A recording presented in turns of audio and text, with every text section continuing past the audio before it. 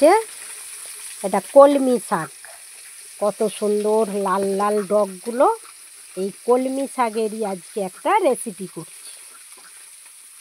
প্রথমে কড়ার মধ্যে শুকনো লঙ্কাটা ভেজে নিচ্ছি। লঙ্কাগুলো ভাজা হয়ে গেছে, এবার তুলে নিচ্ছি। কড়াই তো তেল থেকেই গেছে, ওর মধ্যে যে কলমি শাকগুলো ছোটো ছোটো করে কেটে রেখেছি এগুলো এবার দিয়ে দিলাম। পরিমাণ মতো নুন আর হলুদ দিয়ে শাকটা ভেজে নিচ্ছি।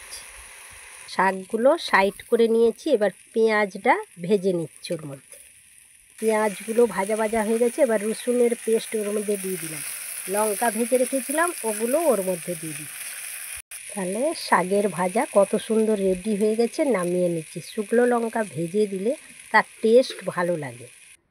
যারা কাঁচা লঙ্কা খেতে পারবে, শুকনো লঙ্কা খেতে পারবে না, তারা কাঁচা লঙ্কাও দিতে পারো। কত সুন্দর কলমি শাকের ভাজা রেডি হয়ে গেছে। আজকের মতো টাটা।